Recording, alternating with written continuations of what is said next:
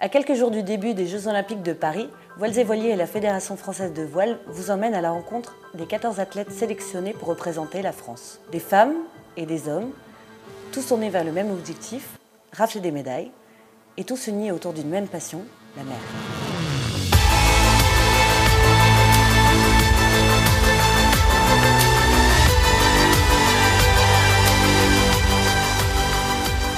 Bonjour Hélène. Bonjour. Ta préparation pour les Jeux, elle a commencé très tôt. Tu t'es mise assez tôt à l'IQ-Foil par rapport à d'autres athlètes qui étaient d'abord en RSX. Tu penses que ça a été un atout pour toi? Oui, alors l'IQ-Foil, on s'y est mis vraiment tous en même temps parce qu'on a reçu au niveau mondial tous le matériel en même temps en juillet 2020.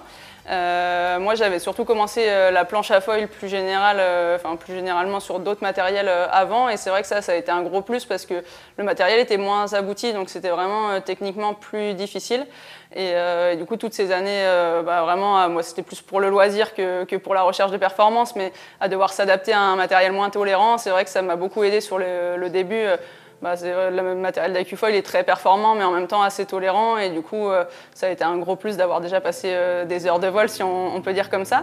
Disons qu'on est parti plein fer avec tous les Français dans la préparation des Jeux de Paris 2024 dès l'été 2020. Oui. Tu as survolé justement tout ce début d'Olympiade et après tu as eu des moments un peu plus durs. Tu peux nous raconter ça? Oui, je pense que quand les compétitions sont démarrées sur foil, j'étais une des seules qui avait à la fois l'expérience du support du foil et l'expérience tactique de la régate. Il y avait des filles qui venaient plutôt de la PWA et qui avaient vraiment un beau bagage technique sur foil, mais moins la tactique de pré-vente arrière, de gestion de flotte, de départ aussi dense. Mais à un moment, c'est sûr que chacun développe des petites techniques et puis à un moment, c'est de l'olympisme, il y a de la densité et à un moment, je me suis fait rattraper. J'avais commencé à vraiment adopter un style de navigation qui m'allait bien, mais qui n'était pas forcément performant dans une flotte dense.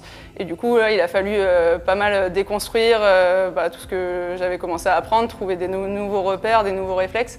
Et ça, c'est pas facile à faire, donc ouais, c'est encore le travail un peu quotidien d'aujourd'hui. Mais voilà, ça fait partie du haut niveau. C'est une histoire de famille, la compétition.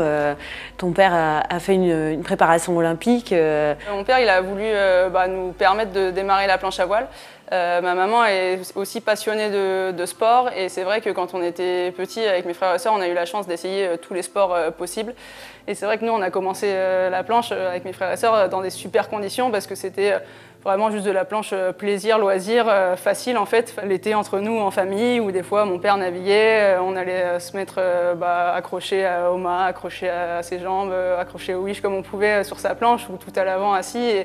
Et voilà, c'était plus un partage comme ça. Moi, j'ai pas vécu ces années de préparation olympique, j'étais pas encore de ce monde, donc voilà. Mais en tout cas, je pense que c'est plus une passion du sport qui est vraiment le cœur de notre fonctionnement dans la famille. Pour continuer sur l'histoire de famille, c'est ton frère qui te coach aujourd'hui, notamment. C'est un fonctionnement assez étonnant, il n'y a pas forcément, même s'il y en a beaucoup qui vivent ça en famille, comment vous faites la différence entre le côté familial et le côté coach, ce qu'il te connaît très bien forcément Ouais, c'est assez naturel. En fait, avec Pierre, on a partagé beaucoup de moments à travers le sport aussi depuis qu'on est tout petit.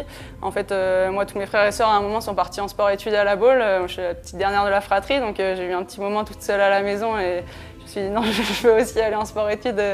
Et en fait, ça s'est fait un peu comme ça. C'est vraiment que début 2023 qu'on a lancé le projet tous les deux vers les Jeux, mais c'est vrai que pour moi, c'est vraiment une chance en fait, de l'avoir à mes côtés parce que déjà, j'ai pleinement confiance en lui.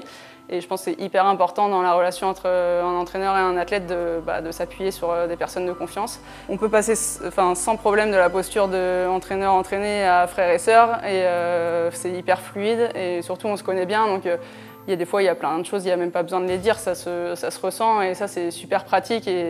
Et vraiment, on n'a pas d'énergie à mettre dans le fonctionnement, créer le fonctionnement ou le faire marcher entre nous, ça marche tout seul. Et du coup, ça permet de mettre toute l'énergie sur le reste qui est déjà assez intense dans la préparation. Donc ça, c'est vraiment une chance. Et l'autre atout, c'est quand même qu'on passe notre vie, notre année en déplacement. Et c'est vrai que c'est agréable de pouvoir le partager avec quelqu'un de la famille aussi. De partager ces moments de vie ensemble un peu partout dans le monde et dans l'Europe. Donc ça, c'est vraiment plaisant aussi.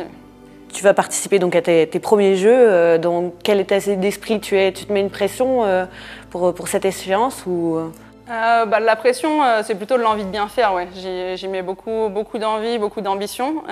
Du coup, ça représente beaucoup de temps investi, mais comme tous les athlètes, hein, on va pas se le cacher, à un moment, on a tous ce rêve des Jeux, mais qui devient un objectif concret là, à quelques mois. Et du coup, forcément, on se lève le matin pour ça.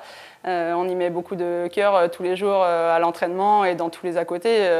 Préparation de matériel, la récupération, voilà, tout est orienté pour être le plus performant possible au jeu et pour les préparer au mieux possible. Donc voilà, après la pression, moi j'ai pas trop le temps de la sentir tout simplement parce qu'on est dans l'action en fait. Je pense que la pression elle est pour les supporters, les proches, ceux qui regardent et qui voient l'événement venir et approcher.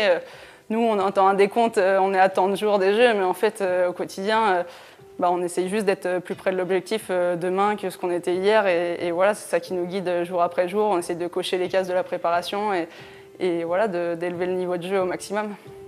Merci.